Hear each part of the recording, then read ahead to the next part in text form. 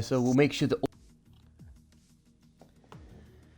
Good evening, ladies and gentlemen. It's Sunday, it's nearly 5 o'clock, and that means only one thing. It's time for the XRL. It's X1 here, and I am your Master of Ceremonies, as always, Fraser Mackenzie, here to provide you the very best coverage in the Formula One community. And joining me in the commentary box this evening, he was the lead commentator for the now defunct Classic Racing League, or CRL.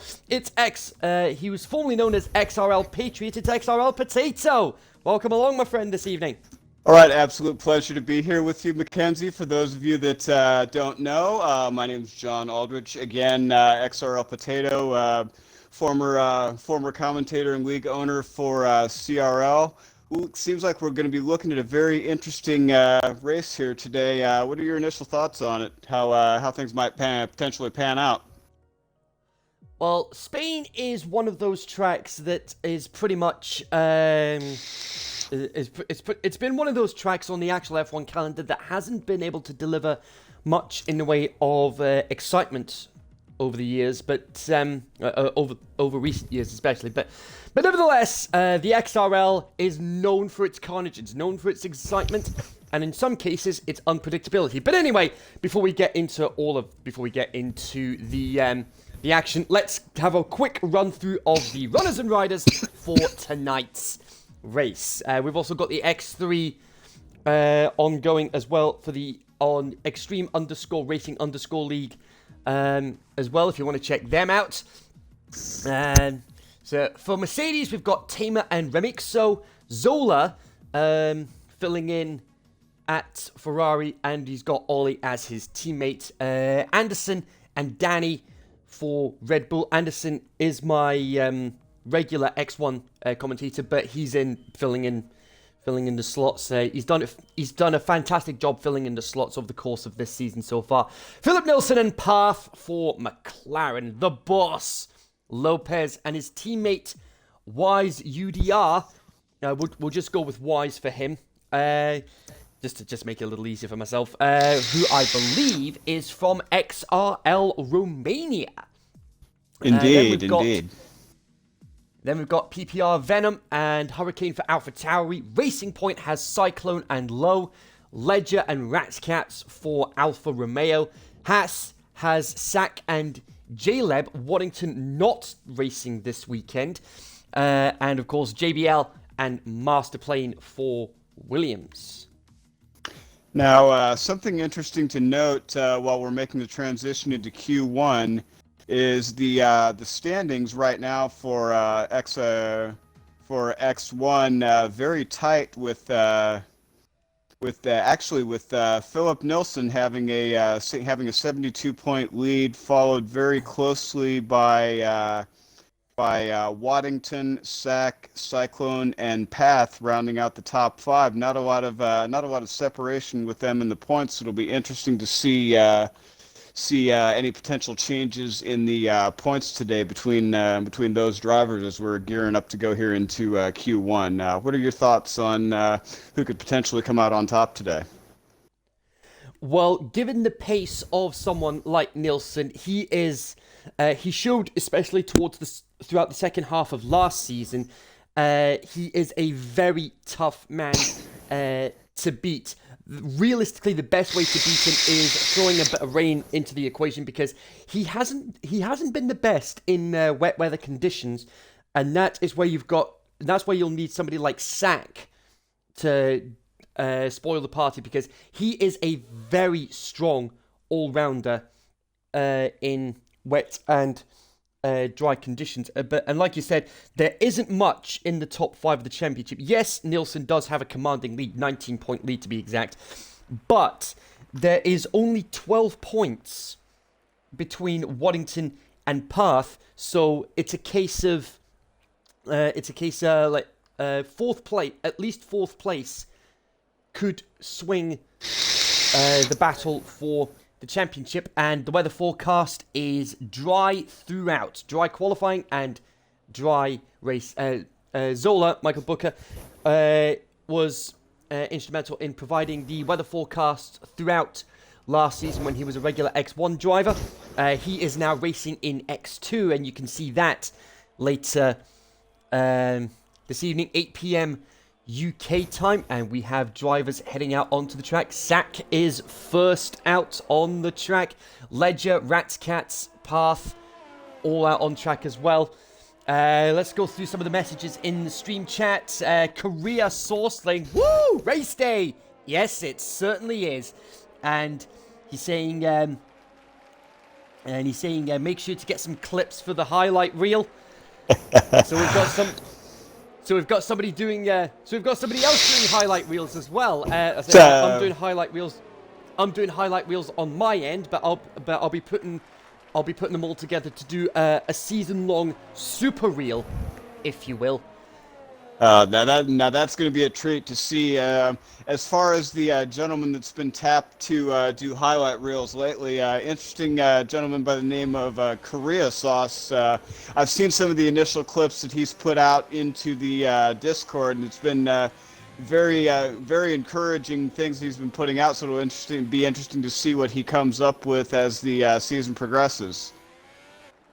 Yeah, absolutely. It's going to be very exciting to see what he can pull out of the bag here today at the Circuit de Catalunya. So there we go. So let's ride on board with Zach for this first lap of the day, accelerating towards turn 1, easily 200 miles an hour, and then going through the chicane of turns 1 and 2, and then heading through this sweeping right-hander of turn 3.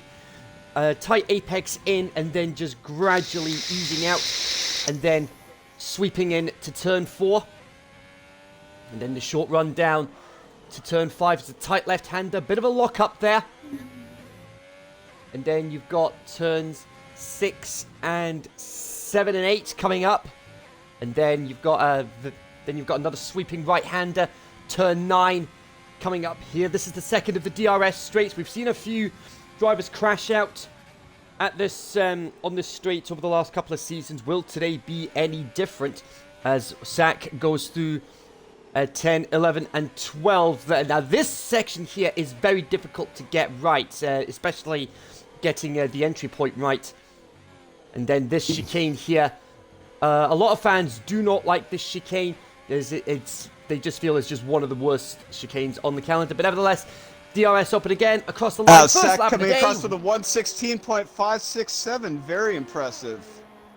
For first lap starting of the day, lap. he'll be very happy with that. As I would imagine, you'll be looking at somewhere in the region of word! Wow! Path jumping over with a 1:15.699. Definitely getting this started off on the right foot. That one came out of nowhere. Woo! Oh boy. That one definitely came out of nowhere. I mean, you're gonna be hard pressed to try and beat the McLarens this evening. You know, Kenzie, I honestly wouldn't be surprised if I see Zach drop down sub 115 with a high 114, probably a 114.9 if he can push it. But he's going to be milking that McLaren for everything it's worth to get there. Yeah, Zach and Nilsson did have a great championship battle that went all the way to the final race in Abu Dhabi. And although Nilsson did his best, Zach was the man that came out on top. Zach is notorious, especially for pulling off those last minute challenges, getting into the closing stages of some of these circuits. So it wouldn't be surprising at all if we were to see a similar performance from him here today. Yeah, he's definitely one of those drivers that can definitely pull the rabbit out of the hat in those high pressure situations, as Anderson comes across the line with a 16.6, puts him third. And of course, with him racing in X2 later this evening as well, he's a regular X2 driver. So doing this race right now will give him a bit of somewhat of an advantage heading into the X2 race this evening. So if he needs to make any changes to his setups, he can do so. Well, kind of paraphrasing on one of Zach's notorious catchphrases. Hopefully we'll get to see some white knuckle racing at its finest today, and hopefully he can come away with the win. And oh, Solomon's out. Solomon's gone. Oh! And that's... And I just mentioned it on Sack's lap.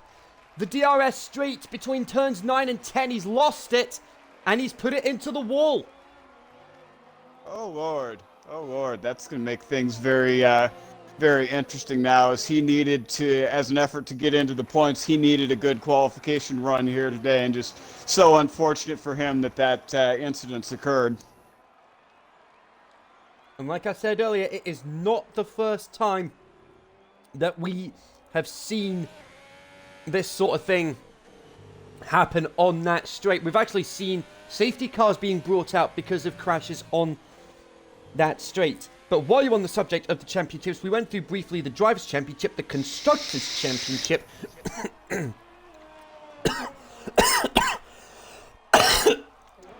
Oh, something went down the wrong way. Ooh, not good. Yeah, kind of looking here at the Constructors' Championship. McLaren's holding on to the top slot with 113 total acquired points, followed by the Haas team with 99. The Racing Point falling back significantly with a gap of 46 points to hold on to P3. Alfa Romeo running at 46 points. Ferrari at 39.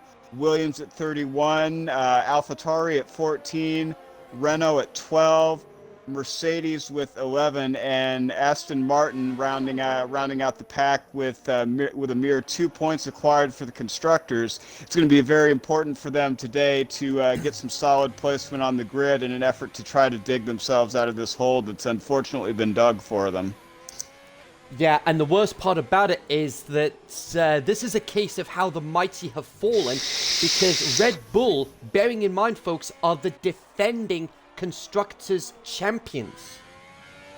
It's just a testament to how quickly fortunes can change in the world of F1. So I can see a lot of their fan base wanting to get behind them and push them to put out some solid performances in order to get back in this championship. Yeah, absolutely. Because throughout the course of last season, it was the AlphaTauris who were formerly Toro Rosso. It was a season to forget for them, because they were the ones that were at the bottom of the field on a regular basis. Oh, and looking at the standings in Q1 real quick, Remixo has come up to snatch P2 with a 116.196. Followed by Danny JJ AO2 with a 116.482, Sack with a 116.567, followed by Anderson with a 116.602, and Ollie has pulled up very close to him with a mere 0.02 of a second gap to put him in P7. And Nilsson has just come across the line with a 15.504, putting him fastest. Oh my God. McLaren 1-2 as it stands.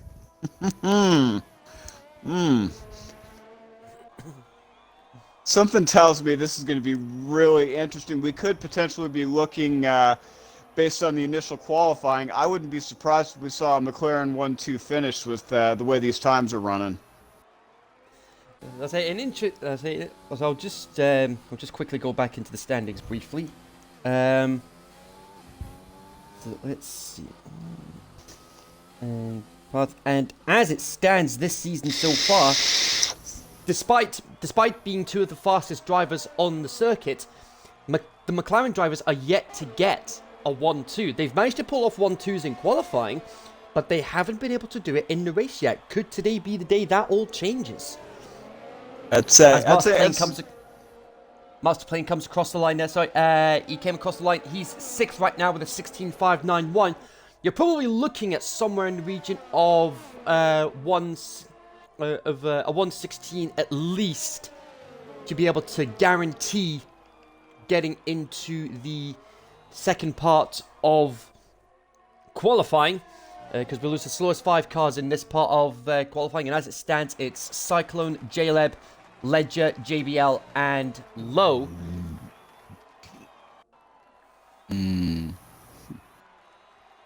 Yeah, it's this is one of those just based on based on how the qualifying field's looking so far, it's anyone's guess.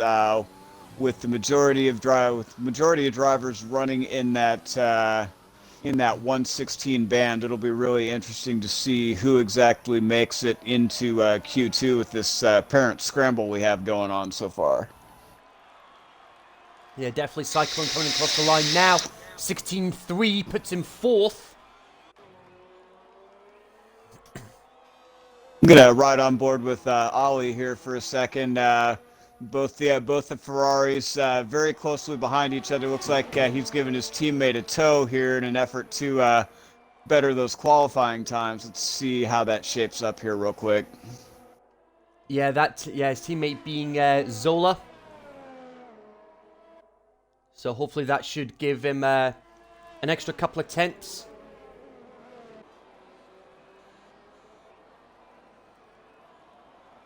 Coming up towards turn 5 now. Looking very smooth. Let's see. Zola's one of those drivers that knows how to get a balanced setup for the car. And to say, turn 10 now. And as we know, half a second up on his time. Zola half a second up on his time. He'll be happy with that. Ledger just comes across the line. Third man to get into the 115s today, a 15.9. Zola half a second up. As it looks like that tow may very well have paid off for him. Just needs to improve on his time. And he gets... Oh! Oh, wow. 116.488. What a beneficiary! Holy God. What a beneficiary! Up into 7th. What a beneficiary from the tow! And making a real quick mention, going back to what you were talking here about setups, a few months back, very well-known driver in F1 esports, TRL Limitless, had actually put out a video talking specifically about F1 setups and all the things that go into that. Very good half-hour-long, very detailed video. Talking about, he was preaching on the virtue of when you're developing a setup, making very small adjustments at a time, and just feeling how the car reacts and responds through every little change is something that's crucial to the majority of drivers in developing a setup that's tailored to each track. From what I see, a lot of drivers across the entire spectrum of XRL have kind of taken that information on board, and we've seen setups get progressively faster and faster as we've progressed through the various XRL seasons, and that'll be interesting to see how much of that they've taken on board today in preparation for the run here at Spain. Yeah, absolutely. We've seen a few drivers retire from the session now. Of course, they're very happy with their times right now. But Anderson's one of the drivers that could be in danger of being eliminated here. Tamer coming through the final chicane now, and he's got one more corner to go. Got a 17.7 to beat. Danny retires. He's happy with his time. Tamer comes across the line, and a 16.8.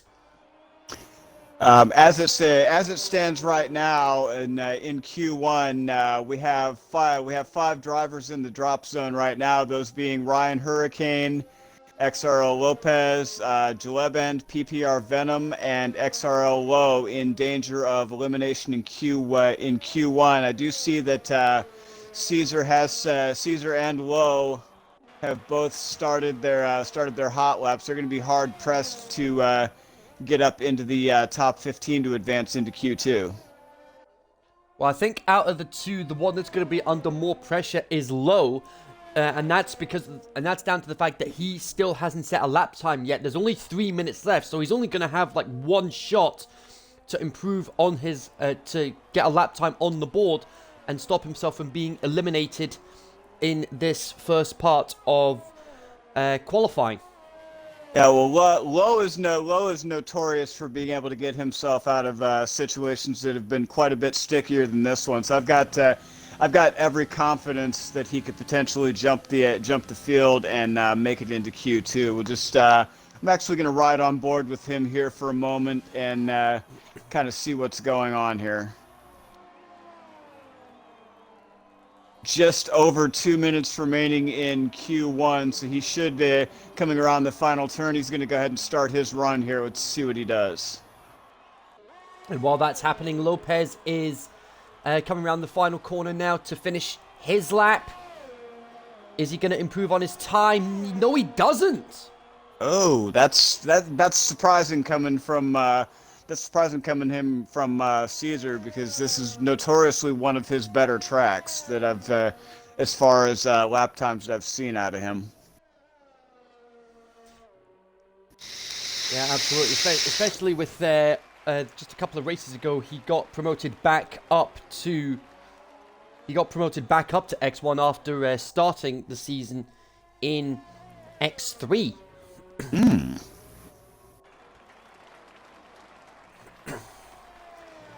But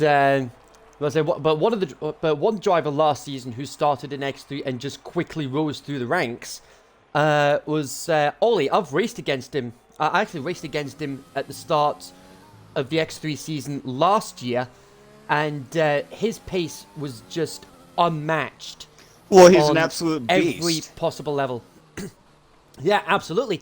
And it got to the point where, still early on in the season, he got promoted to X2, and then by the end of the season, he was up here with the big boys in X1. And exact same time as Venom, until Venom improved. Venom's got a 16.6, puts him 12th. He's safe.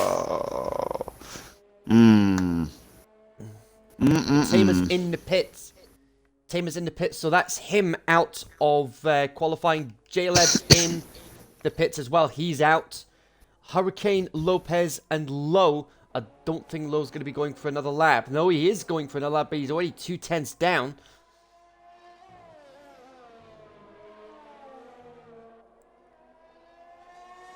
All right, and as the timer hits 0 on Q1, we have Lowe still out on the track. This is his last shot to jump the field and secure P15. Just kind of following him around. He's sitting on 20% ERS as he starts coming into this final complex of turns. Let's see what he does here. Oh, and he's gonna dive into the pits, and it's looking like he will be eliminated from Q1 along with Tamer F1, Ryan Hurricane, XRL Lopez, and Jaleb. And so it's looking like our top 15 going into Q2 is going to be Philip Nilsson, MCR Path, Mr.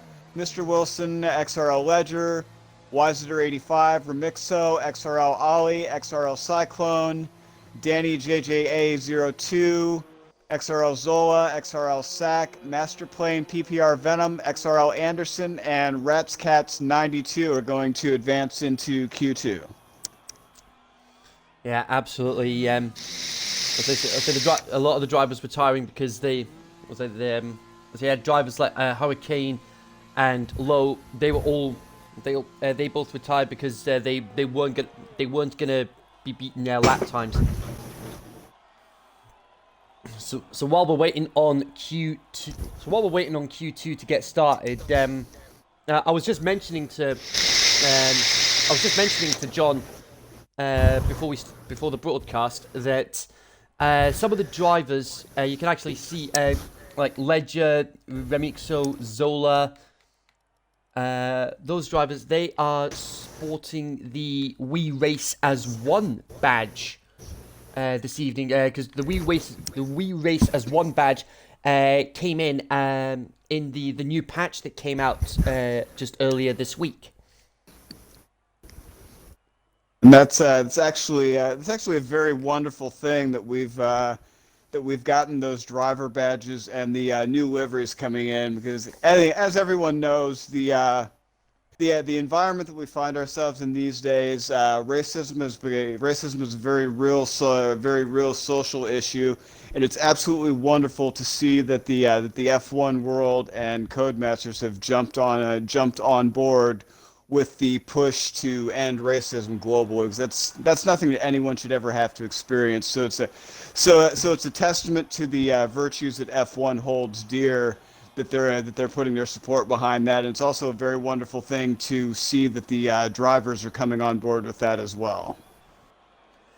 Yeah, absolutely. And of course, with Ratcats having his crash in Q1, it means we're now down to 14 drivers. So instead of the slowest 5 cars in this part of qualifying, we'll be losing the slowest 4.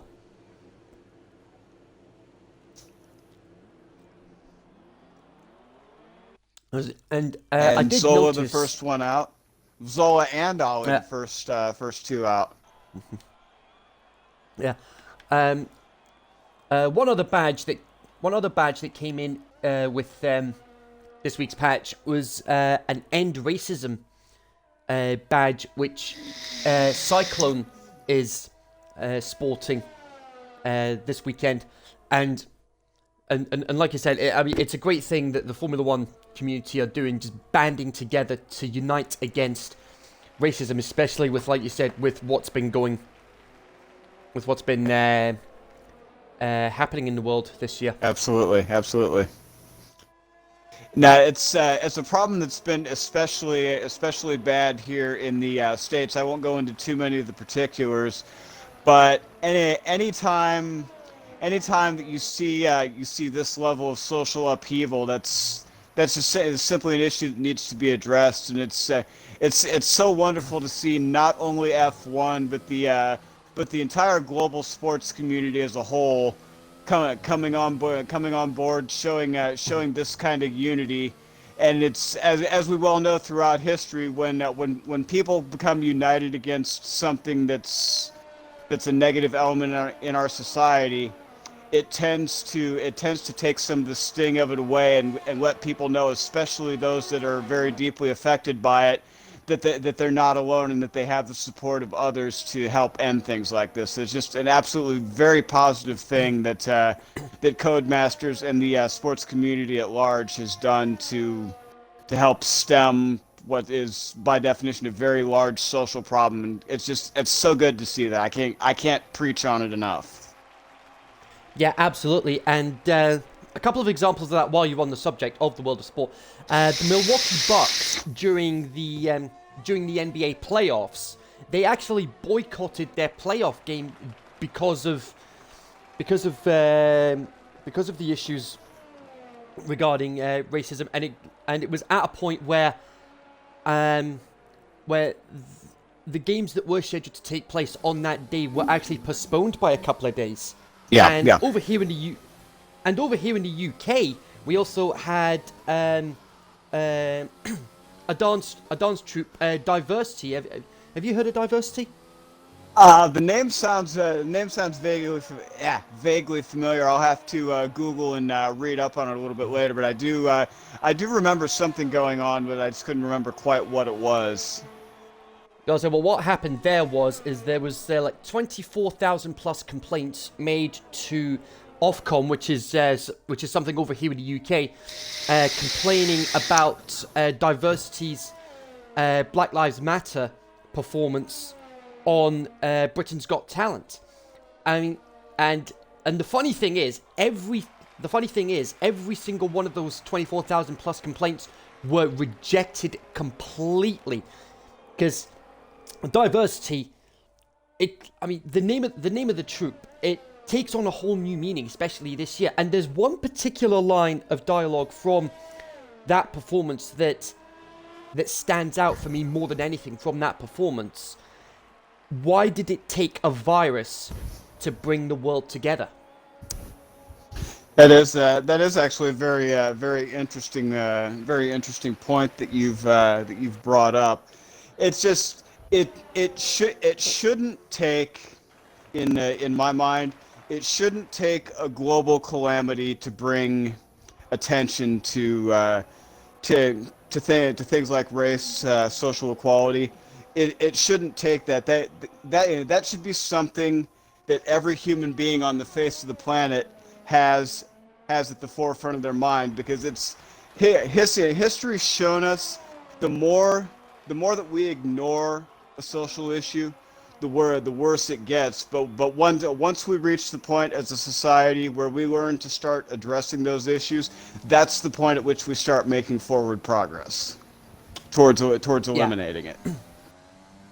Yeah, absolutely. And this year especially, we have seen some fantastic progress with making progress towards ending the inequalities in the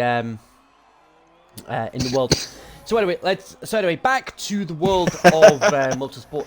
So anyway, let's get back to the action here. So we've got Danny, who's starting his lap.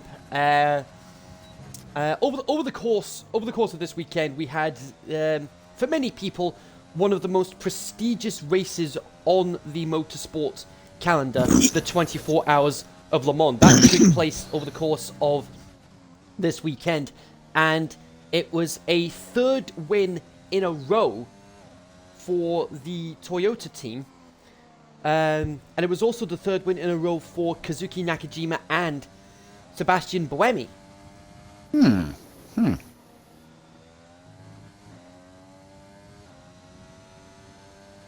Taking a brief look at the standings here, currently holding on to pole in Q2 is going to be MCR Path with a 116.284. What are your thoughts, real quick, Kenzie, on the difference in qualifying times that we're seeing between Q1 and Q2? Looks like some of the drivers running just a touch slower than they were in Q1. Oh, well, and down.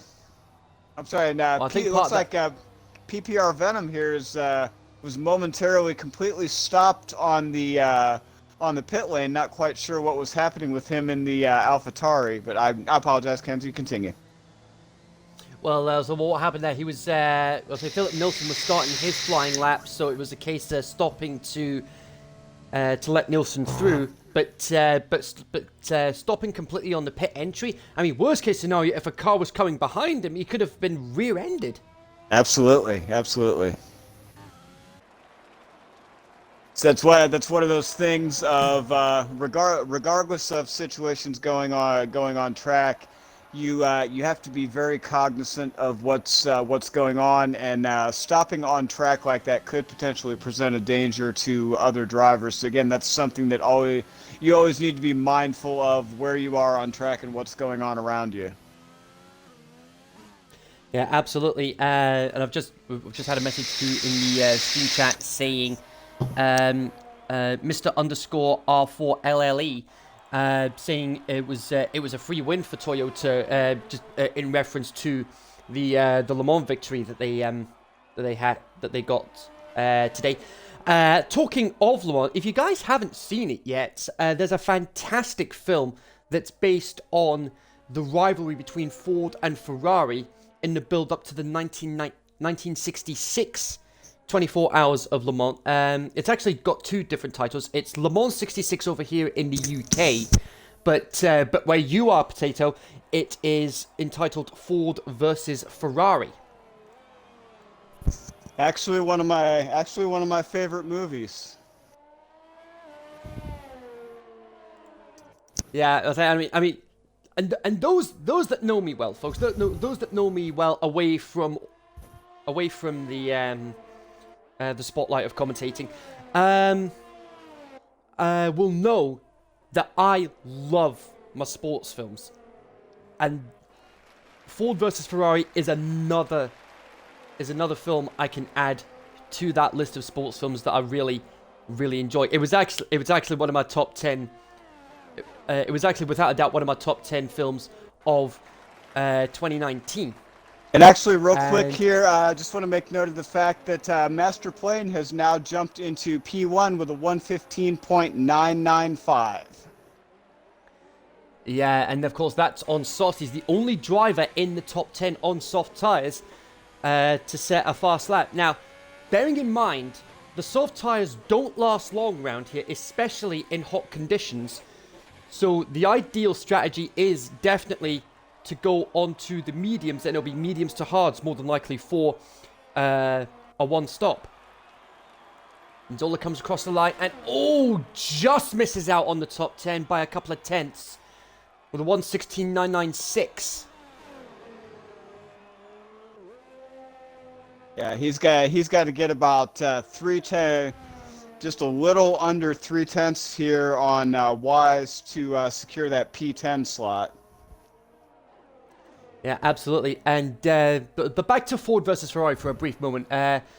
It was nominated at the Oscars this year. It was nominated for 4 Oscars, one of them being Best Picture. Now, how often does a sports film get nominated for arguably the most prestigious prize in cinema? I think the last movie that I ever recall getting a nomination and taking home the win, I believe, was in 1997. It was a football movie, I believe by the name of Radio.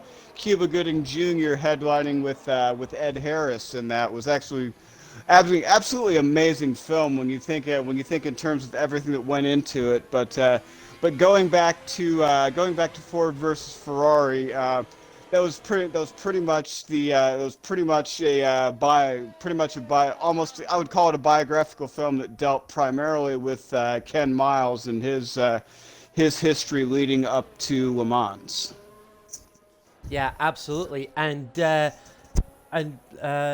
And although it didn't take home the Best Picture award that year, it did end up walking away with 2 Oscars, one for film editing and one for sound editing as well. That was it. That was just one of those. That was just one of those films that really gave you the truest possible picture of what racing is. It was just very brilliantly scored and very brilliantly edited film. It's definitely in my stable of go-to films when you want to have that high speed right there in the thick of the action kind of feeling. That's the movie that you want to go to. Yeah, absolutely. And XRL JLab in the stream chat saying great film. Yeah, absolutely. Even he agrees. It's a fantastic film. I'll say another sports film sticking with the world of motorsport. I think every F1 fan's seen it at this point. Of course. So just while you're on the subject of music, Rush. Need I say more beyond that? Oh yeah. Speaking my language, brother. Speaking my language. Yeah, I mean that is easily up there, top 3 on my favorite sports films of all time. And I'm not just saying that because I'm a passionate F1 fan. It is genuinely a fantastic film. Film of the year 2013 for me. But not only that, it was also on my YouTube channel towards the beginning of this year. I actually had it in my top 10 films of the decade. That's how good the film is for me. And as far as the soundtrack is concerned, the great Hans Zimmer composing the music. You know, another really good motorsports movie that stands out to me, and this some of the older drivers among us will completely understand when I say this. Tom Cruise in Days of Thunder. Hands down, one of the penultimate motorsports movies. Yeah, absolutely. I love Days of Thunder. I remember watching it for the first time. I was not expecting it to be as good as it was, because the only thing I'd heard, the only thing I knew about the film prior to actually watching it was the song "Show Me Heaven." That was the only thing I heard about from the film. But it was a lucky job that my parents actually had a copy of the film on VHS. So I figured, you know what? I've got this in my collection. Might as well put it on. And I was just, for me, it's a great introduction to NASCAR to those that haven't watched it before. Indeed, indeed. It's one of those movies, again, in the same vein as Ford versus Ferrari, that it just puts you so deep into the action that you can't help but come away with that adrenaline rush from watching it. It's just very well put together film as well. And real quick jumping back into the action with the end of Q2. It's looking like our advancing drivers are going to be Master Plane, Mr. Wilson, XRL Ledger, MCR Path, Sack, Ollie, Danny JJ, XRL Cyclone, Philip Nilsson, and Wise are going to be advancing as the top 10 going into Q3. Yeah, absolutely. And that leaves Anderson, Zola, Remixo, and Venom all out of qualifying. And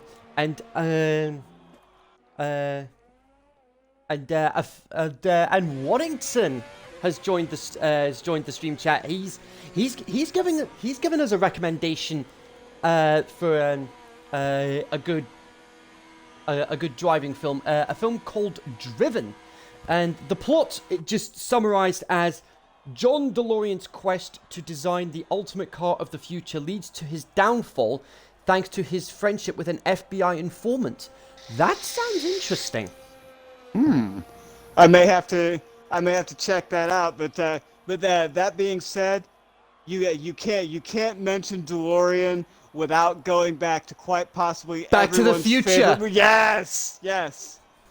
88 miles an hour. That's where it's at. Right there. At 1.21 gigawatts. I love it. I absolutely just love it. Love it.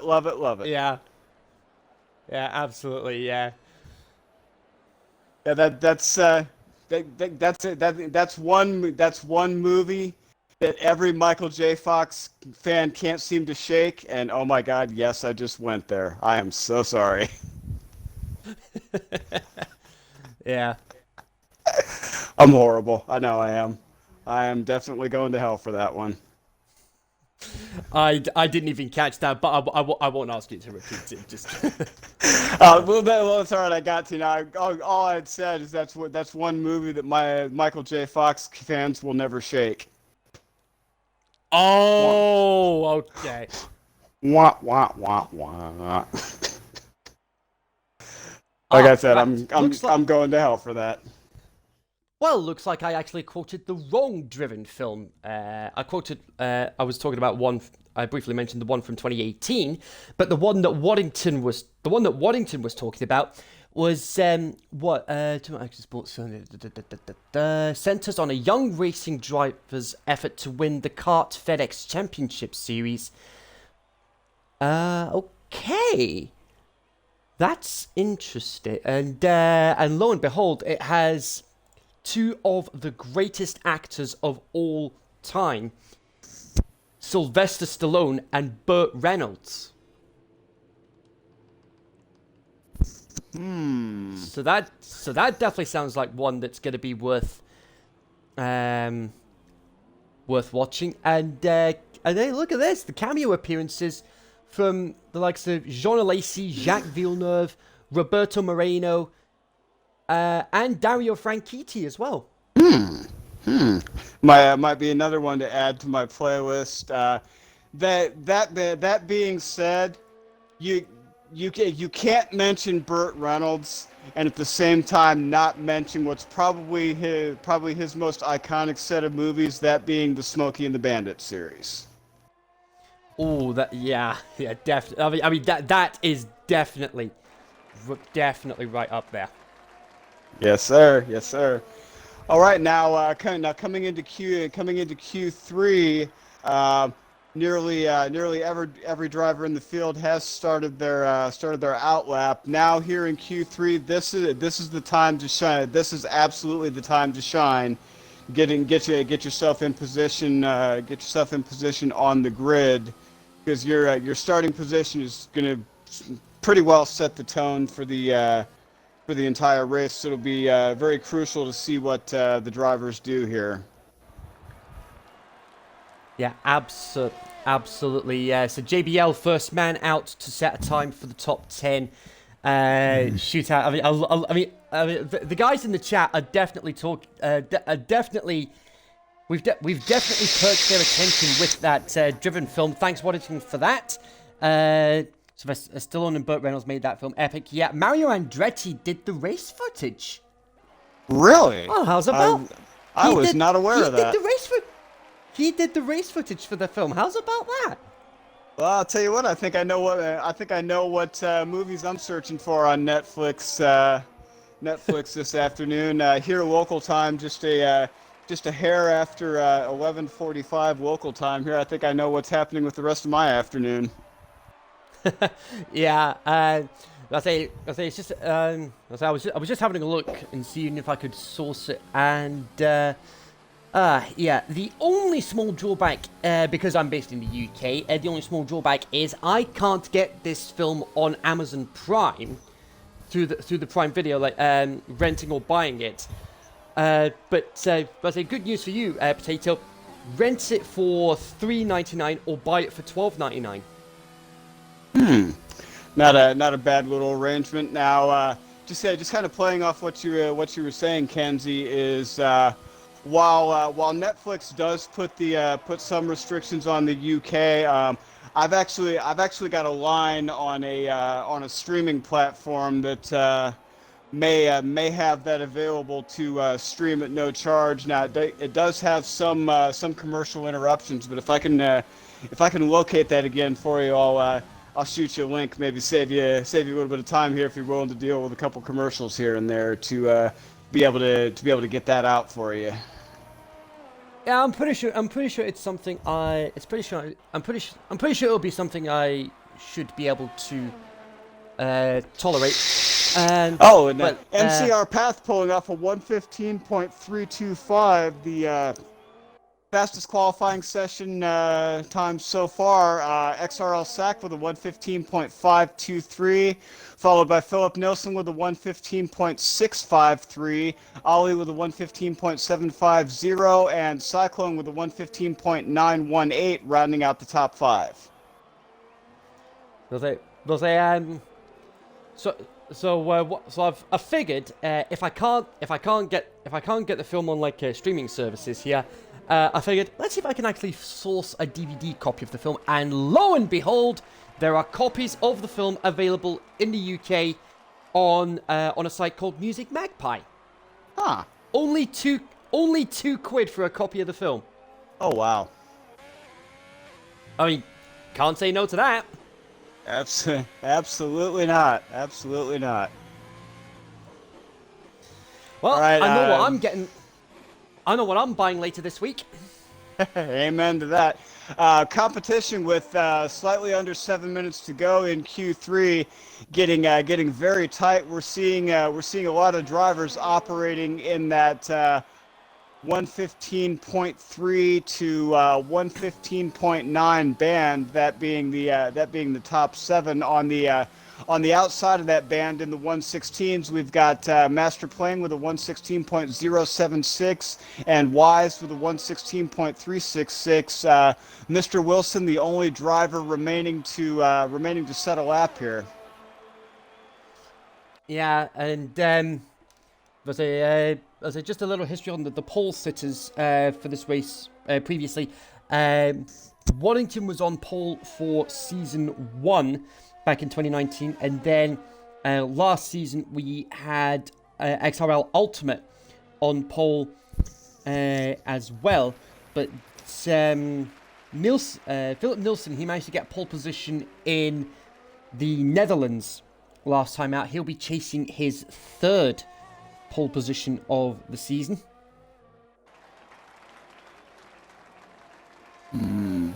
Said Philip Nilson's chasing his what'd you say, third pole of the season?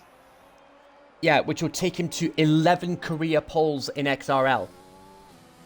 That's an absolutely amazing performance out of him. I I would very much like to see him get into the top tiers of the points coming out of this race. That would do a lot to improve his season significantly. Yeah, absolutely. JBL comes across the line, 15.672. Puts him fourth at the moment. So your top 10 as it stands with 5 minutes to go. Path, Sack, Nilsson, JBL, Ollie, Ledger, Cyclone, Danny, Masterplane, and Wise. That's your top 10 at the moment with 5 minutes to go. Waddington questioning 14.5 for pole. Well, you're going to need to make up another 0.8 on that if you're going to have any chance. We could see a 114, but 0.3 to make up shouldn't be too difficult for the likes of Path and Nilsson. Well, let's jump on board with Path here. I'm not sure if he's going to come out of the pits again. He may be content to sit on that 115.3 and just let that cook for a little bit. I don't know if he's willing to risk much at this point, as he is sitting on pole at present. But yeah, absolutely, we'll wait Wilson, and see what happens. Wilson coming around the final complex. He's going to dive into the pits. Looks like he wasn't satisfied with where he was on the timer, but he's going to hold on to P4 for the moment. It's going to be interesting to see what Wise does, as he's also getting ready to come around the final complex of turns, holding on to that 116.366. Hopefully he can better that and drop down into the 115s to put himself in a little bit better position. Indeed, Sachs on an outlap as well, and it looks like we've got a couple of other drivers coming out as well.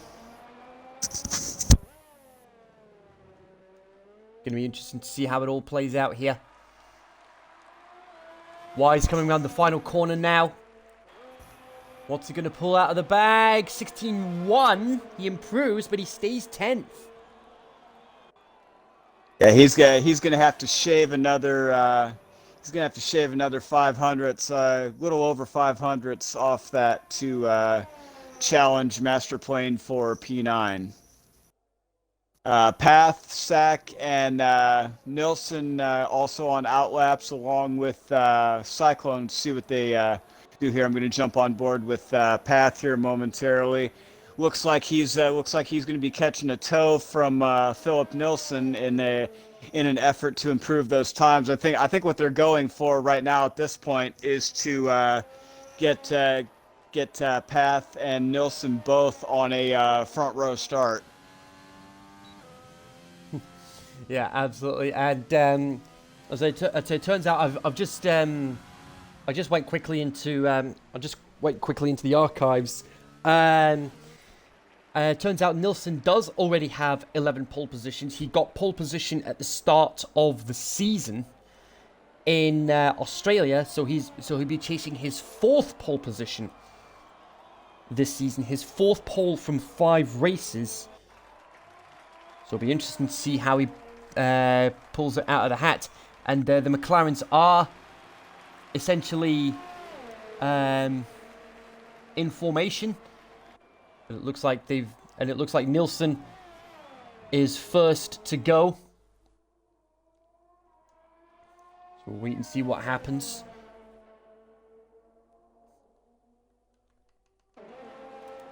So we go, minute 20 to go now, and Nilsson's invalidated. And almost contact between the two McLaren drivers. That could have been cause for concern, but Sack gets into the 114s. 14.974. Ladies and gentlemen, we have broken the 115 threshold. My God, the speed of some of these drivers is just absolutely amazing. We speculated on the potential for seeing a sub 115 time, and Sack has done it with that very impressive 114.974. Very, very, very strong showing from Sack. This could be setting the tone, ladies and gentlemen. Absolutely. Path's only up by just over a 10th on his lap. 30 seconds to go. This will probably be his one and only lap. Oh, back end almost stepping out there. Comes through the final complex. One corner to go. He needs to make up another 3/10 if he's going to get a chance at pole position. And he improves, but he doesn't quite make it! Oh! Less than a tenth off. Woo! So it's going to be all down to Nilsson to see if he can pull off a miraculous lap after invalidating on that last attempt. This, ladies and gentlemen, is what it's all about. Again, to paraphrase Sack, this is as white knuckle as it gets. Absolutely fabulous showings today in qualifying. It'll be very interesting to see how that holds up in the race today. Absolutely. Nilsson's already up by a couple of tenths. Coming up towards turn 9 now. Very smooth, very quick. I don't think he lifted. And he's half a second up. He's up by half a second. He needs another tenth or two to be able to stop Sack from getting pole position. Okay. Oh, come on, Philip. You got it, baby. Come on. Because bearing in mind, Sack hasn't been on pole since Italy last season. This will be his 5th career pole if he pulls it off. But Nilsson coming around the final corner. What's he going to pull out of the hat? And he doesn't. He lost time in the final sector. Nilsson lost time in the final sector.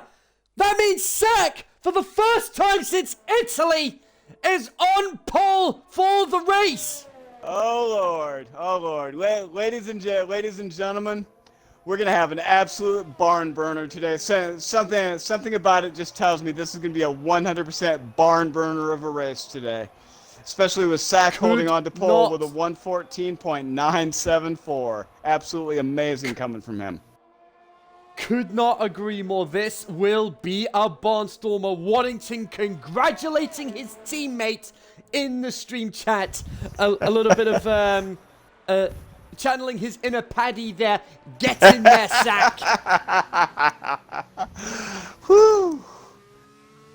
I don't know about you race fans, but I'm 100% excited to see how this is going to go down. We are a mere 5 minutes away from the start of the formation lap, getting ready to kick off round 6 here at Spain. Yeah, round 5 actually, because we haven't done Vietnam yet. But anyway, my apologies. Round 5. That's fine. It's fine. So anyway, here we go. This is your top 10. You've got Sack, you've got Path, you've got Nilsson, JBL, Cyclone, Ollie, Ledger, Danny, Masterplate, and Wise. That's your top 10. Let's stock up on beverages because this is gonna be a barnstormer. Whew.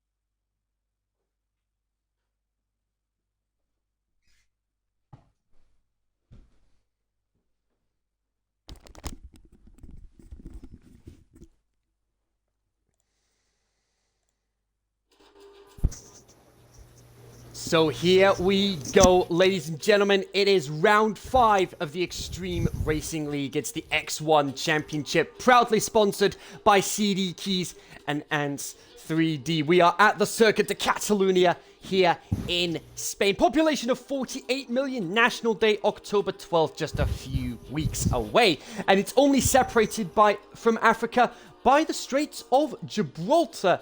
And the Circuit de Catalunya of Barcelona also hosts a round of the MotoGP Championship. And as well as Pastor Maldonado's win being his only win at this circuit in 2012, it was his only win in Formula 1. It's also the only time a Venezuelan started at the front of the grid, finished on the podium, or won a race. At the 1993 Spanish Grand Prix as well, you had Alain Prost, Ayrton Senna, and Michael Schumacher all on that podium. And by the end of their respective careers, 14 drivers' championships between them, the most ever on any podium at any one time. 2.8-mile circuit, one of the shortest on the calendar. 16 corners to negotiate, 7 to the left, 9 to the right. 2 DRS zones, the main straight and between turns 9 and 10.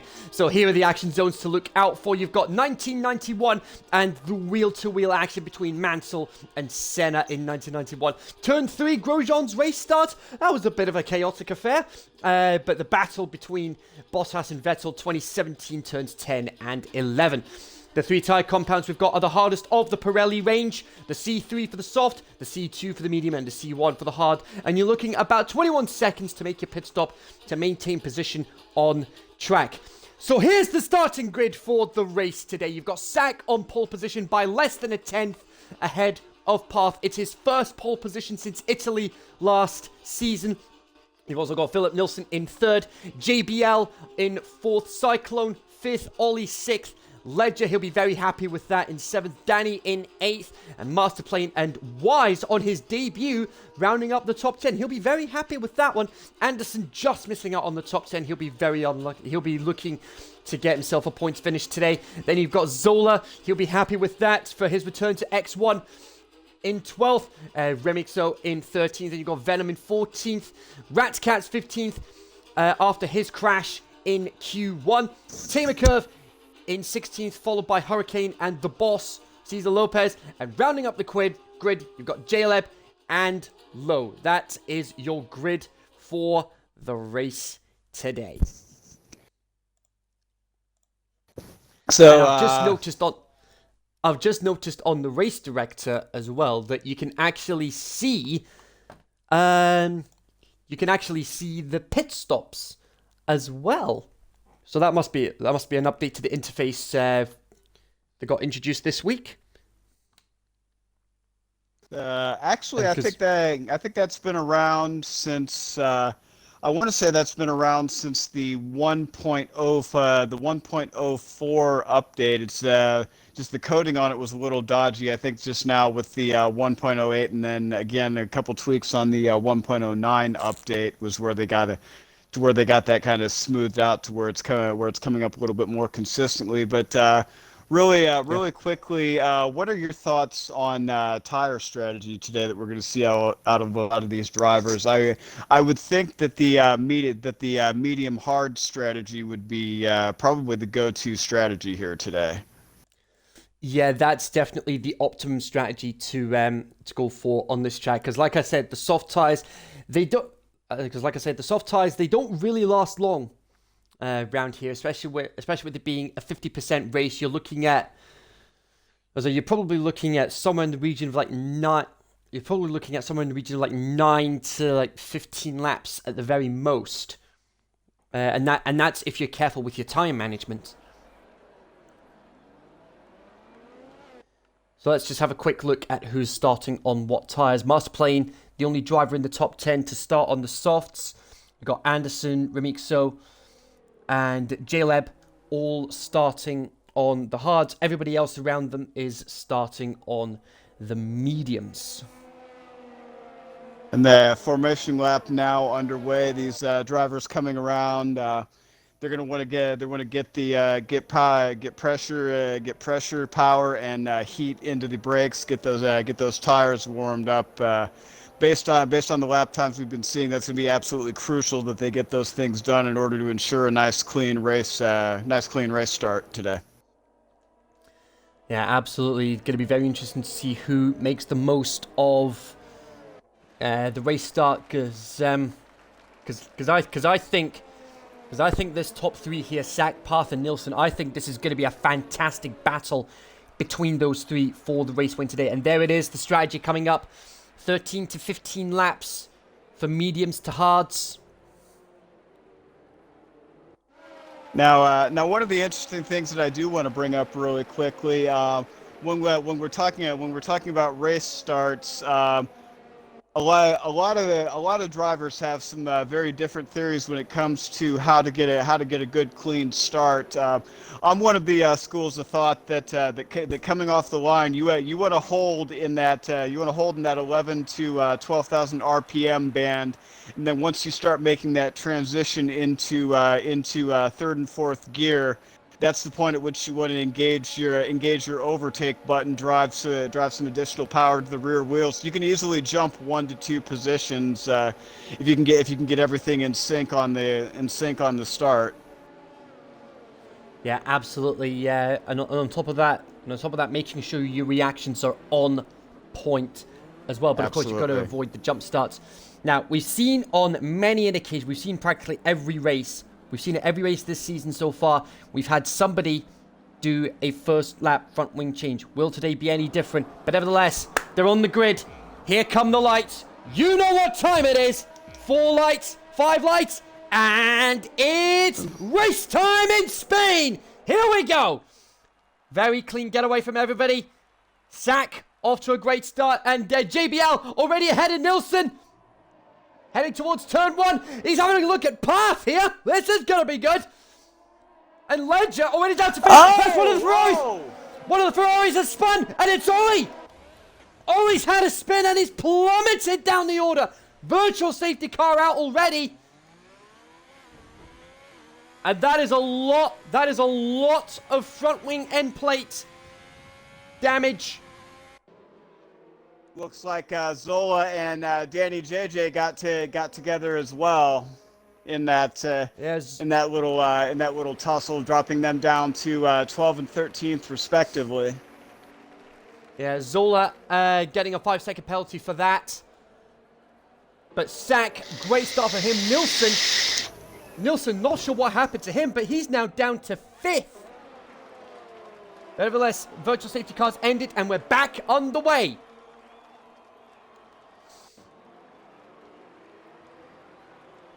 There's a lot happening at the back here, and oh, what's happened to J-Lab? Oh, he got caught in the carnage. He's lost an end plate, so he's going to be one of the drivers that's going to need to come in. And he started on the hard tires as well. That's the sort of thing he could have done without. Very tight battle going on between for P12 and P13 between Danny and Remixo, and Remixo's going to overtake him to snatch up P12. But here we go. Danny's in the pits, Zola's in the pits, Hurricane, Ollie, and J-Lab, they are all in the pits. 5 drivers with front wing damage. First lap front wing change. The streak continues. But Sack already with a second lead over Path. But here you've got a 4-car train in the battle for second place. Path, JBL, Ledger, and Nilsson.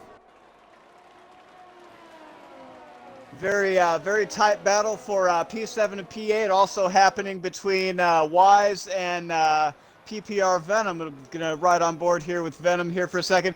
Looks like he's got the potential to overtake within the next few corners, literally right on Wise's gearbox, coming into the first chicane. Oh, and is he gonna try to take him on the outside?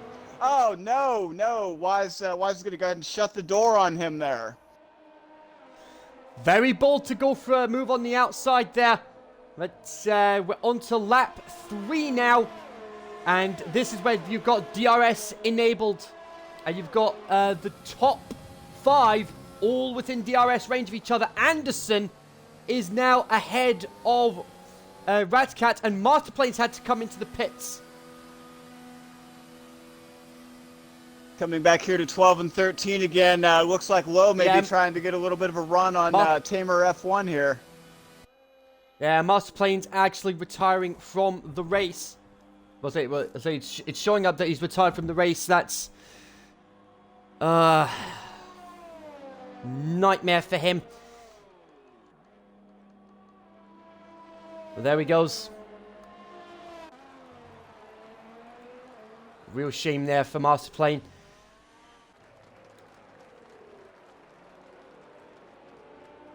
Oh, contact between Lowe and Danny. Looks like Lowe's going to suffer some left end plate damage there.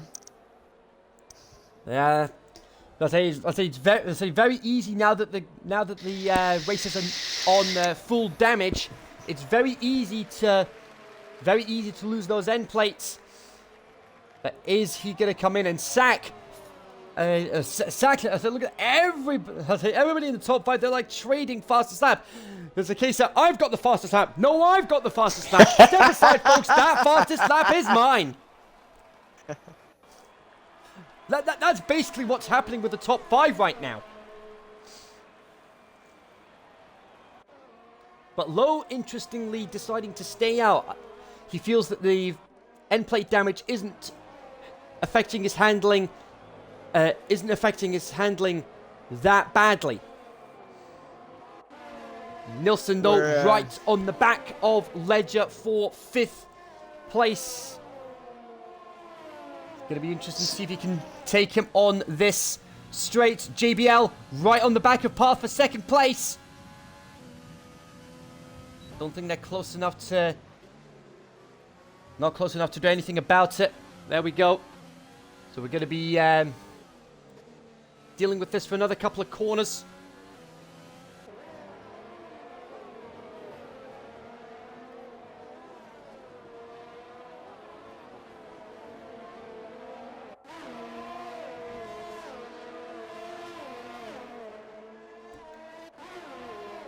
There we go, DRS enabled.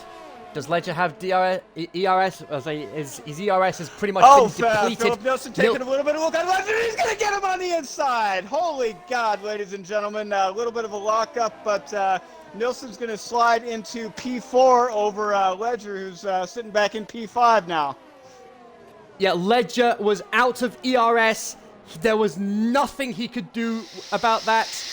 Venom, that'll be the first of... that'll be for track infringement. 3-second penalty.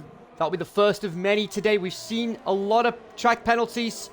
Oh, and Venom trying to take a little bit of a look on Anderson here for P8. But Anderson's going to shut the door on him here. It's trailing him by 0.3 now.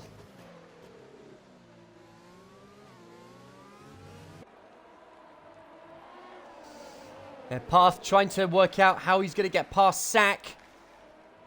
Because that turbulent air is not going to be helping Path in any way, especially going through those faster corners. Path may have to drop back, and Anderson's dropped a couple of places. What happened there? Anderson's off back end slid way out on him for a second. Not quite sure what's going on there. Oh, and Nilsson overtakes Mr. Wilson for P3, and Path right on the gearbox. The gearbox is Sack, just hunting for that DRS zone so we can get a run on him to possibly slide into P1 here. Yeah, Path had a look into the first corner. He had a lock-up, and he just wasn't quite close enough to make any sort of impact. Low into the pits. He's coming in. He get his front wing changed. And Ledger's going to take back. Ledger ahead of JBL into 4th. I think JBL's encountered technical issues.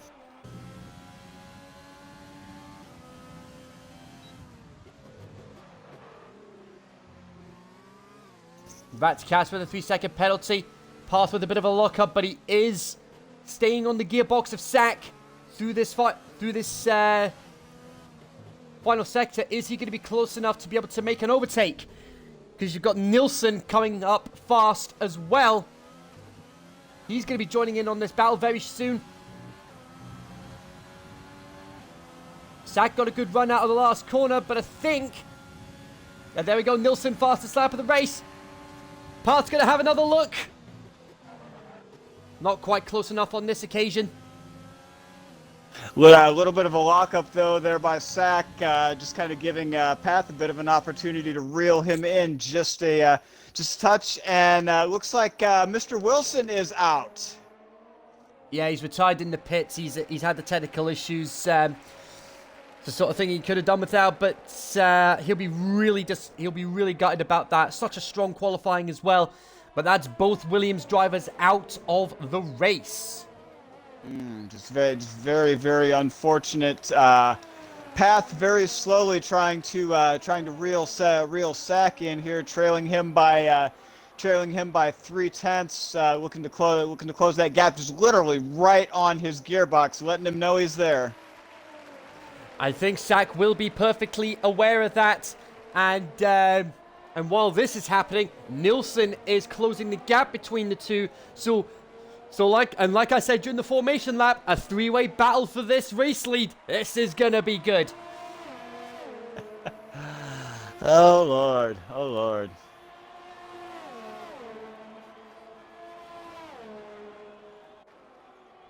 Path wasn't as close. He wasn't as close on that run compared to the last couple of laps. That dirty air is definitely starting to hinder Path's progress. Yeah, but Path's still maintaining that very tight interval between himself and Sack. Another minor lockup there by Sack, just giving Path opportunities to stay in this fight. He's gonna have to tighten up his braking a little bit if he wants to hold him off, as he's now close to within 0.2 of a second. Both drivers on those 7-lap old mediums, and he looks like he's taking a bit of a look on him here, but Sack able to hold him off.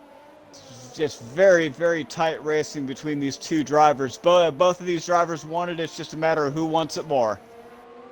Absolutely. They're both being very clean, and you've got to take your hat off to them for being clean racers while keeping the fans engaged with this incredible battle. Path has dropped off quite a bit.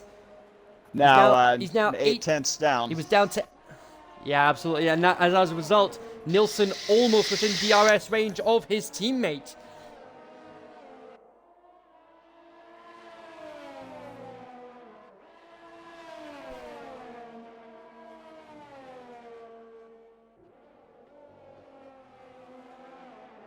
Oh, and Sack has left the session, possibly looking at a host migration. Hopefully, we don't catch a lobby glitch with this, and that's gonna give Path with Sack being under AI now. That's gonna give Path an opportunity to steal pole from him. Yeah, this will be when, not if, at this point. Path much closer because of the technical issues. And here he goes. He's going to try the outside of the corner. He's absolutely nailed it. And now we've got Nilsson. As it Haas is the filling in this McLaren sandwich, but he's not going to be for much longer, because Nilsson's going to get ahead of him at some point. This will be when, not if. Hopefully Sack can get back into the session. And then we'll have ourselves a McLaren 1-2. Oh, and Nilsson having a look on Sack, and it's going to be a McLaren 1-2 for the moment. There it is. Like I said, this was when, not if, it was going to happen. So hopefully Sack can get those issues fixed. Now Cyclone following very close behind Ledger in the battle for P4. Coming into this DRS zone, he's going to try to make a move on the outside, and he's going to get it. Oh, no! Ledger's going to take it back from a little bit of a battle shaping up here for P4 and P5. But Cyclone gets ahead. Cyclone gets ahead. He's into fourth now.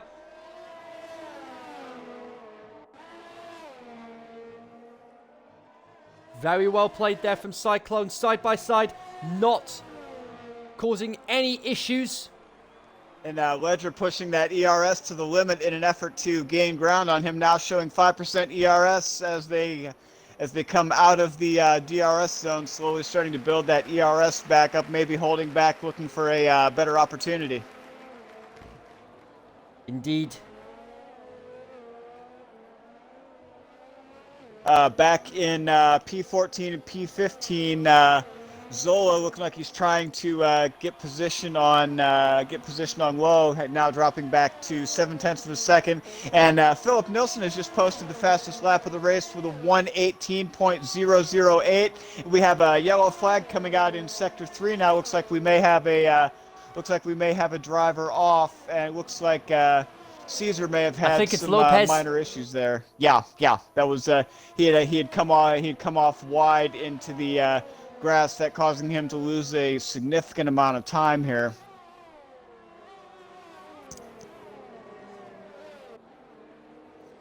Yeah, absolutely. Yeah. So, Rats Cats, he managed to get into 7th place.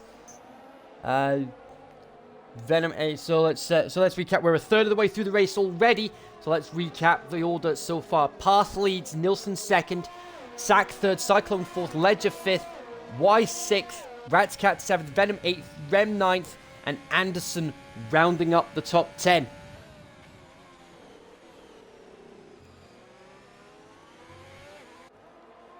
So as fastest lap wise, like you said there, Nilsson, fastest lap of the race with a 1:18.8. Fastest lap outside the top 10 is a 1:19.601. That is Ollie that's got the fastest lap of the race outside the top 10, because of course, folks, there's a bonus point for the fastest lap of the race, but there's also a bonus point for the fastest lap outside the top 10. Oh, big lockup by Caesar coming into the final chicane. He's going to lose a little bit of time there. Now within the next 4 to 5 laps, we're going to see drivers starting to come in for their initial pit stops, expecting that a lot of drivers are going to move off the mediums onto the hards, whereas the drivers that are on the hards will more than likely transition to the mediums in an attempt to gain some ground here. Absolutely. Cyclone right on the back of Sack, and Ledger just within DRS range as well in this battle for 3rd place. And of course, Sack still trying to get back into the lobby to try and salvage this race. And Path, as you said, that Path first in. Path draws first blood. First of the front runners into the pits. And that's gonna put his teammate Philip Nilsson into pole. We see now that pit window has opened, laps 13 to 15 for the hard to go to the hard compound. Oh, a little bit of activity for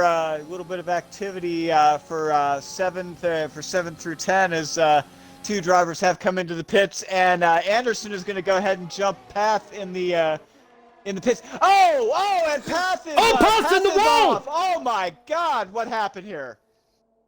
I don't know what happened there, but whatever happened, he somehow avoided front wing damage. How in the world did he avoid the front wing damage? Absolutely amazing racecraft from Path to avoid a potentially catastrophic impact with the retaining wall. Yeah, he's got a lot of ground to make up as a result of that now. He would have been about 20 seconds behind his teammate. He's now 27 behind, which will mean once Remixo and Anderson made their stops, he'll be net 2nd place unless he can make the ground up. And as I say that, Nilsson is in. Nilsson into the pits. Ledger comes in as well.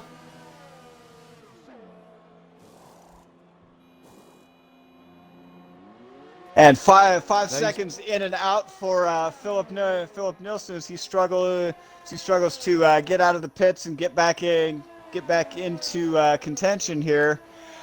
Seeing now that Sack has regained pole, followed by XRL Cyclone, Rats Cats for Mixo, and Anderson to round out the top 5.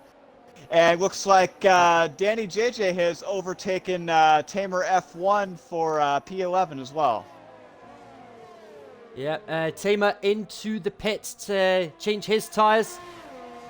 Top 5 still to make a stop.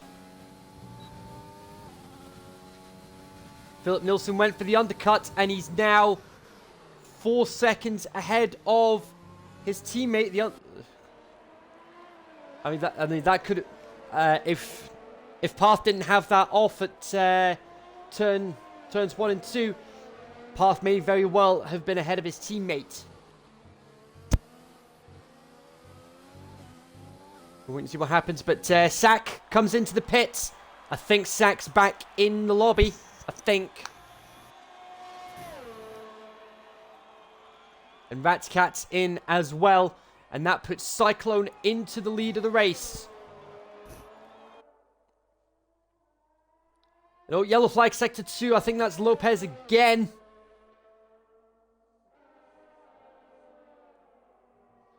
Yeah, and he has come off. Just a very unfortunate set of circumstances going on for him today. Not quite sure what the problem is here. Looks like we're having Ollie taking a look at Tamer for P15. Yeah, that could prove to be advantageous, pushing for the fastest lap outside the top 10, because I'm pretty sure Ollie still has that fastest lap outside the top 10. Indeed, he does. 1:19.601. Anderson, meanwhile, in third, chasing down Remixo for second place.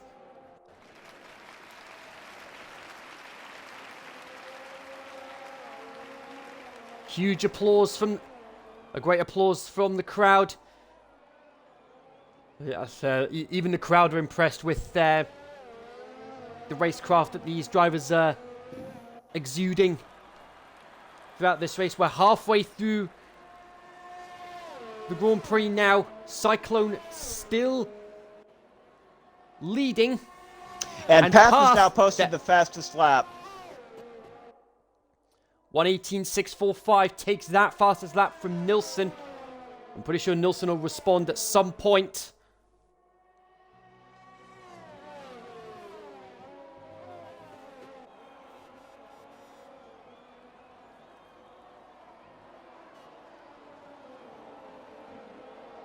Anderson back in P3, biding his time, trying to catch the ideal set of circumstances to make a run on Remixo here for P2. And yellow flags come out in Sector 2, and it looks like... And Lopez is gone! That's the DRS straight. Safety car! Safety car's out! Perfect opportunity for Cyclone to come into the pits. We'll give these drivers an opportunity to form back up, make up some of these time intervals that have progressively gotten wider and wider the further we've gotten into this race. And Jaleb picking up a 5-second time penalty for speeding in the pit lane. Yeah, that's the sort of thing he could have done without, but he is at the back of the field, so not really much to lose at the end of the day. But there we go. Rem's in, Anderson's in, Cyclone's in. Is Cyclone gonna keep the lead of the race? I don't think he is. Nilsson into the lead of the race now. Rem, interestingly, going on to softs. And Path's back in. Oh, Lord. Oh, he's going on to mediums. A different strategy from his team. A different strategy from his teammate. That's gonna make things interesting for the second half of the race. Could we be potentially looking at an attempt to undercut here?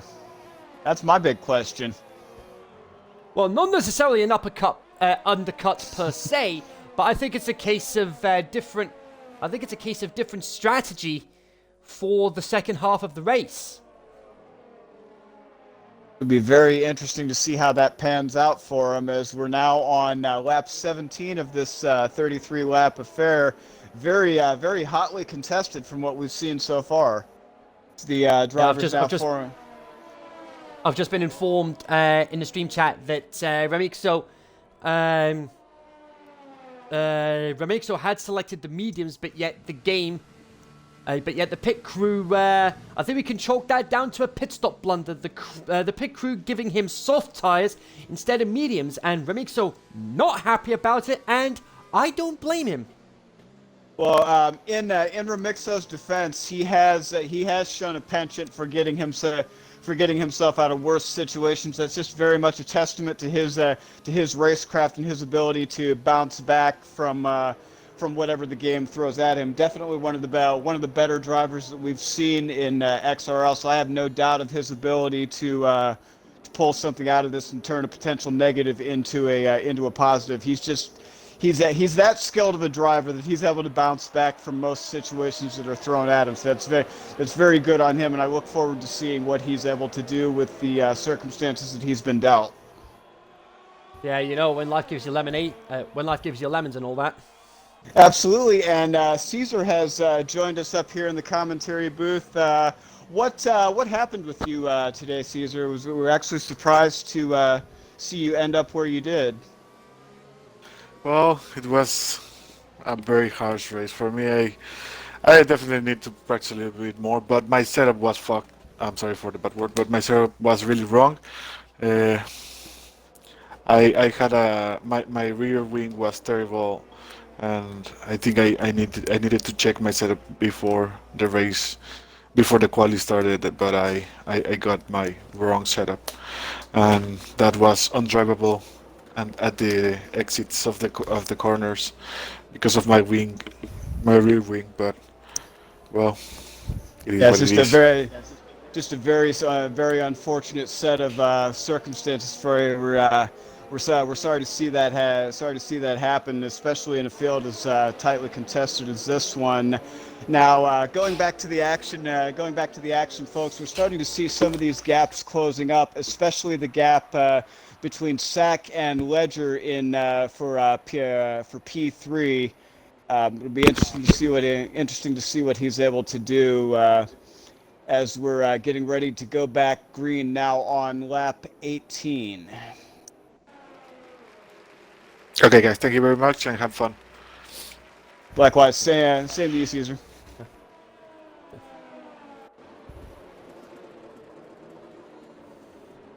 Not very often we hear from the boss in the league. Not very often we have the boss in for an interview in XRL, but today, always great to hear from the boss. Absolutely. And Low comes in. Low is into the pits. Now I don't know what he's got in mind. But he is going to be at the back of the field now. He's going on to mediums. They should see him through to the end of the race.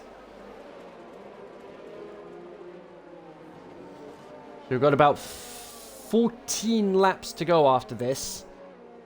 I highly doubt the soft tyres are going to last all the way to the end. He may have to stop for another set of softs, but it would mean he'd be pushing for the fastest lap of the race.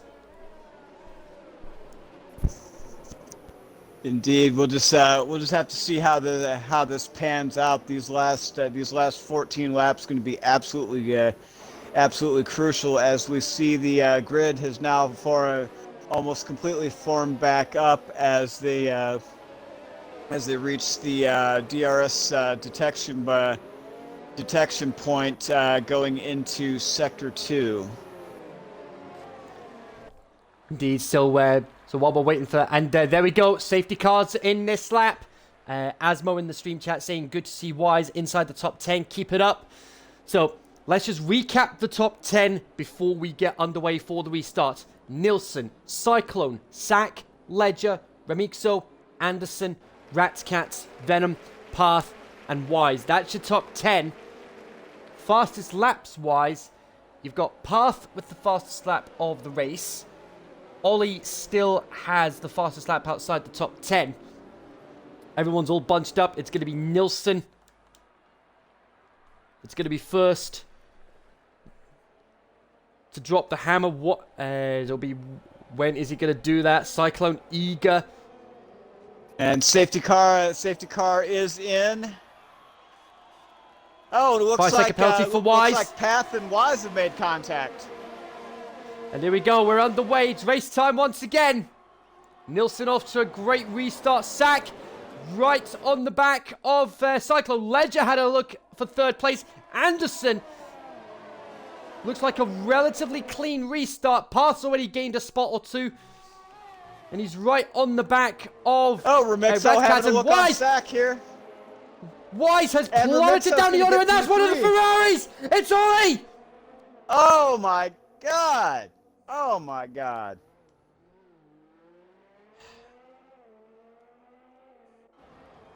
The commentator's curse just had to come into play, didn't it? Oh, Hurricane's out! Oh, wow. And I think couldn't quite see there. Couldn't quite see what happened there, but I think he put it into the wall. But Remigso now very firmly entrenched in P2. Needs to close the 2-second gap to get into contention with Philip Nilsson to try to steal this race.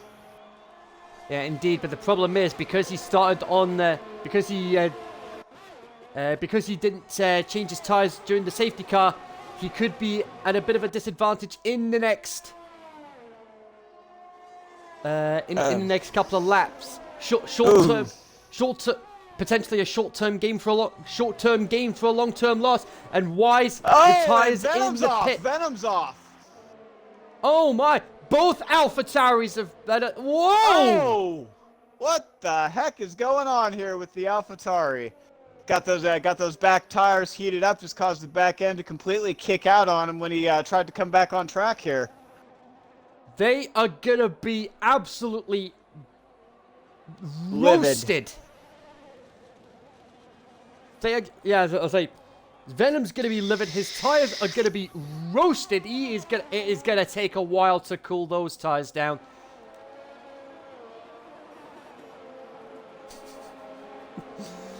And all of a sudden the stream chat just came alive. Liam saying, for Hurricane it was the exit of turn 5. Yeah, as I'm not sure if he retired on track or if he had just put it into the wall.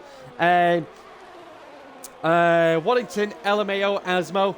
Remixo posting the fastest lap now with a 1:18.173. Those soft tires have proved to be advantageous for now. And Shannon saying to Asmo, you had one job! Oh, good lord. Good lord. And Liam confirming it was indeed in the wall. Now something interesting to note with Shannon popping up in the stream chat.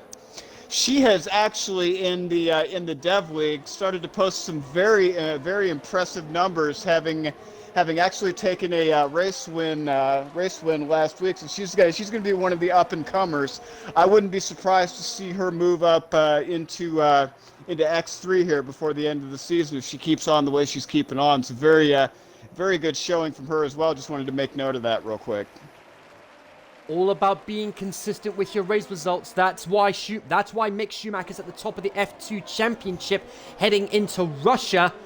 And if he keeps being as consistent as he has been all season, we could end up seeing a Schumacher as a Formula champion once again.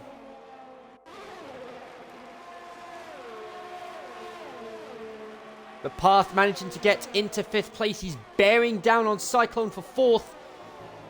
I think the strategy call going on to the mediums has proved to be advantageous for Path. He's bearing down on those ahead of him. Danny has had an off somewhere.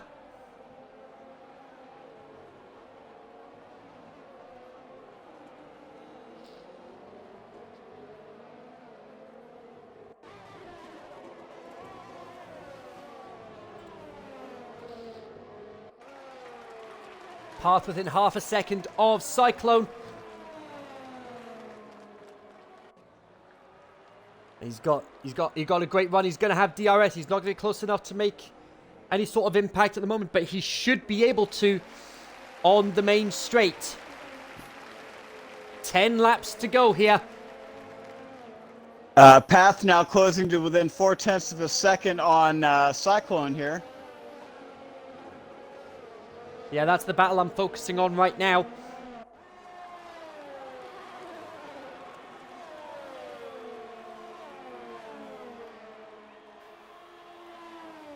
we go, Path.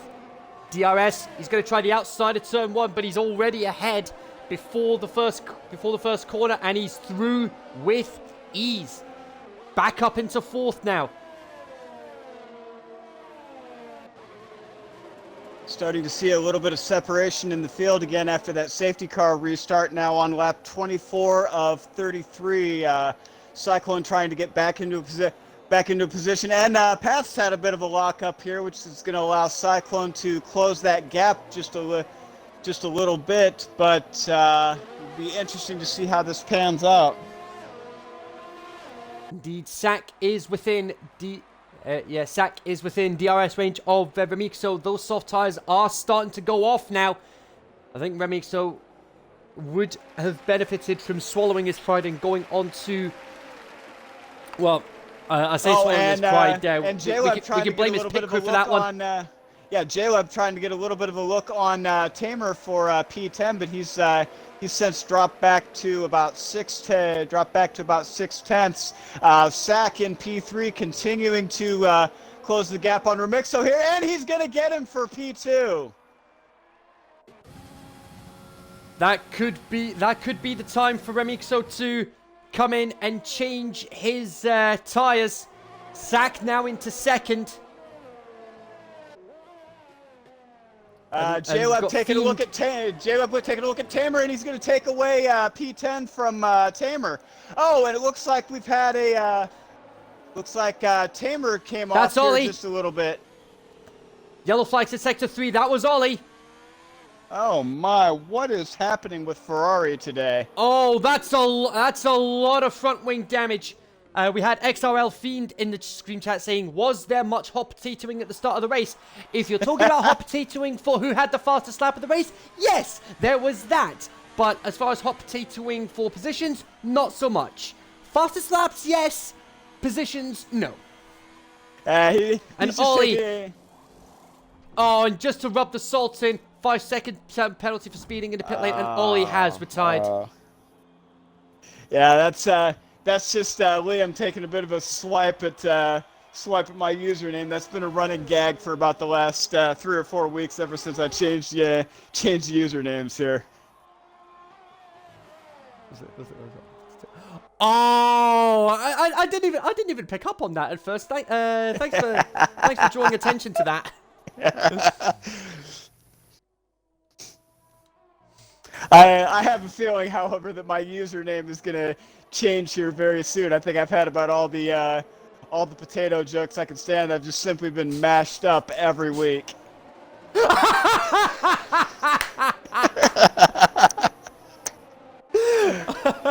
Well, hey, if you're willing to poke fun at yourself like that, by all means, go ahead. Absolutely. I just got to get that chip off my shoulder. But oh dear. I love it. Absolutely love it. But ladies and gentlemen, we've seen some absolutely fantastic racing here now as we're on lap 26 of this 33-lap affair. Just a mere 6 laps to go. Who's going to bring it home today? Are we going to possibly see a McLaren 1-2, or also could we see Remixo now sitting in P4? Could we see him break into the top 3 and possibly make a run for the lead? Path in the pits and Path fastest lap of the race, and Remixo in the pits, and Path into second place. McLaren 1-2. Here we go. Oh, Is Path gonna catch up with Nilsson? 6 laps to go, 3.2 seconds, about half a second a lap. It's doable. Yes, it is. Ladies and gentlemen, it's a question of who wants it more. Absolutely.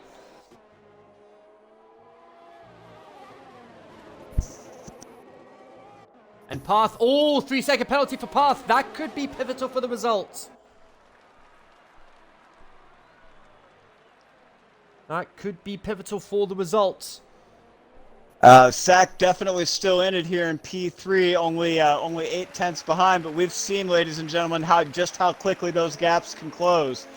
Sack on those 11-lap old hards, Path on 9-lap old mediums. We could see those mediums start to near the end of their usable life, giving Sack an opportunity to possibly steal P2. And Path now posting an impressive 117.850 holding on by the skin of his teeth as Sack seems to get a little bit of a run on him, trying to close that interval up as best he can. Absolutely. There we go. Fastest lap of the race. He's the first man to get into the 117s today, but he's not able to close in on Nilsson as of yet. I think they're both on similar pace at the moment. 5 laps to go, ladies and gentlemen. 5 laps to go. Remixo closing the gap on Jaleb here in the battle for P10. Both the Mercedes running in P11 and P12. Tamer possibly looking to catch a toe off for Mixo to get into the top 10 right along with him.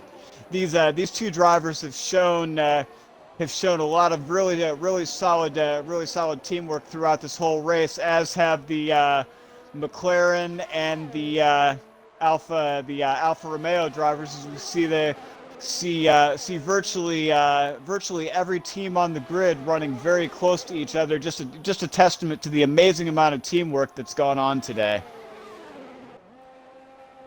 Indeed. So we've got about four laps to go after this. Ledger making a run on Anderson for P5. Not quite making it stick, but yeah. So we've got a few laps to go. Any picks for driver of the day?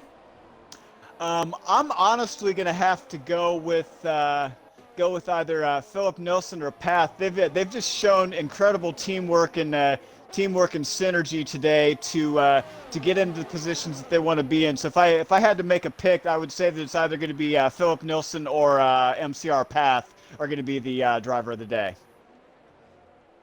And if I'm being honest, I can't really fault those choices because I mean, Nilsson didn't have the best start in the world. He dropped down to 5th, but look at him now. He's leading and leading comfortably. And Tamer F1 now picking up a 3-second time penalty for multiple warnings, and that could be, with his accumulated time penalties, that could be an opportunity if XRL Zola can close this 15-second gap that he's got. We could potentially see Zola vault over Tamer to take possession of P12. Indeed, but now that Ollie is out of the race, that means the new fastest lap outside the top 10 is Zola. Zola with the fastest lap outside the top 10 with a 1:17.8. Second man to get into the 1:17s today. He's just he's 100th away from Path's fastest lap. Shannon saying Sack would be her pick for driver of the day after what happened with the technical issues earlier on in the race. And actually, I am kind of inclined to agree with that, because I've actually seen Sack bounce back from situations that are far worse than this. Just like Remixo has an amazing propensity to be able to bounce back from whatever the race throws at him. And Remixo making a run here on low, and Remixo is going to jump into P9 here. Very well played there from Remixo. And Lowe has actually done some impressive stuff. He's come up 11 places since the start of the race, so he could also be in contention for driver of the day. We'll just have to see how it pans out now with just over 2 laps to go. Absolutely, And Waddington's actually saying, correction, that's 10 places he's jumped up. Yeah, because it was 11 because Lowe was 9th and he got booted down to 10th thanks to Remixo's overtake. Liam saying that Sack is going to get P2 because of Path's penalty, but we don't know what's happening as far as the penalty situation is concerned. We have seen penalties pop up for a lot of drivers, but we don't know what's happening as far as who's got what penalties and who might finish where. But we'll find that out at the end of the race. Onto lap 32, penultimate lap now. Nilsson still leading by 2.5 seconds. The gap is closing, but not by much. Yeah, we're seeing the average gap between drivers here being anywhere from a second to 2 seconds. And Path now dropping back to 2.5 seconds, starting to near the end of the usable life of those mediums. Philip Nilsson still running on 17 lap old hards. It's looking like he's going to run away with this one here. Yeah, absolutely. Waddington just mentioned he's sure he saw Nilsson pop up at one point with penalties. That could be pivotal in regards to who finishes where. And Shannon also making the mention here in the stream chat that said she's absolutely right. Sack does run extremely clean as a driver, so I wouldn't necessarily count him out of this just yet. Now, if that's the case, and both drivers, both McLarens have 3-second penalty, we know Path has a 3-second penalty, and if Nilsson has one as well, Sack only needs to make up half a second to be able to overtake both of them. And that's actually a very, very doable scenario for Sack, as we now are at the start of the final lap here. Ladies and gentlemen, it all comes down to this. This is what it's about. This is white knuckle racing. How is this going to end? That's the big, big question on everyone's mind right now. Is Sack going to be able to do what he needs to do to pull out this win? I mean, he got his first pole in this race today. Had a little bit of a lockup there by Philip Nilsson. But as I was saying, can Sack do what he needs to do to pull this out today? That is the question on everyone's mind, as we now come into the final half of the final lap of the Spanish Grand Prix. Everyone on the edge of their seats. Ladies and gentlemen, this is what it's all about. And there we go. All the gaps under 3. The gaps under 3 seconds between Sack and Nilsson. And like I said, if Nilsson does indeed have a time penalty, it means Sack may very well take the race win altogether. And they're coming into that Zola, that final. Zola gets the fastest lap of the race. Zola gets the fastest lap of the race. But Nilsson comes across the line, takes the checkered flag. Path with 3 seconds worth of penalties. But Sack, it's going to come into P2. Sack doesn't quite get it. Sack had a penalty as well. Philip Nilsson wins the Spanish Grand Prix. And Cyclone into 3rd. Path down to 4th. Anderson and Ledger.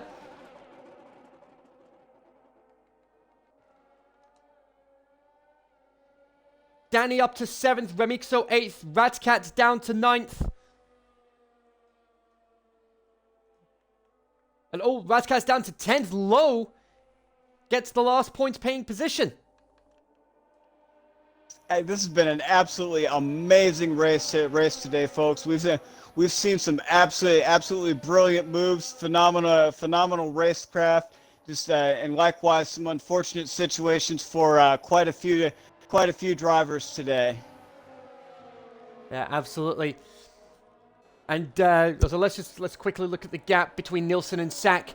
2.993. If Sack didn't have that penalty, he would have taken the win.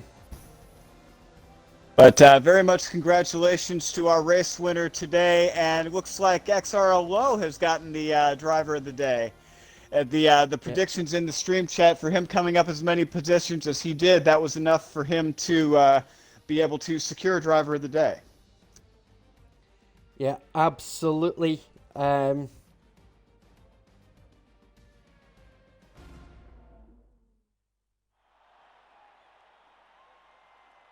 that's Nilsson's 3rd win of the season. And that will help him extend his championship lead further.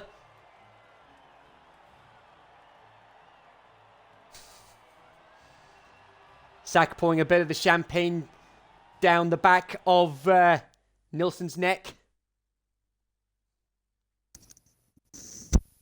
But Nilsson not overly concerned about that. He's just happy he got the win.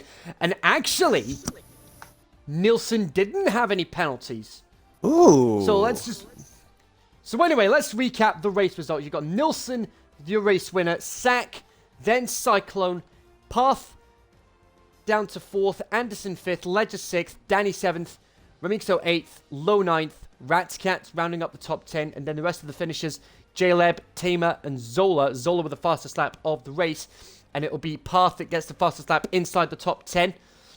The non-finishers, Ollie, Venom, Wise, Hurricane, Lopez, JBL, and Masterplane. So that'll be a big boost for Red Bull in the Constructors' Championship.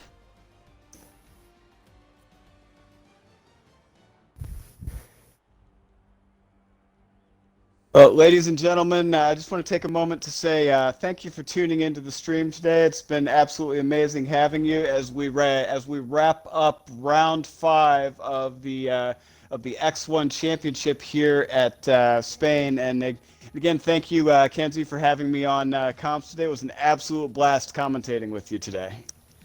It's always a pleasure to be able to have somebody such as yourself on commentary to provide the very best coverage of the XRL possible. Now, I don't know what's happening as far as next week is concerned, whether it's off to Monaco next week or if there's going to be a week break.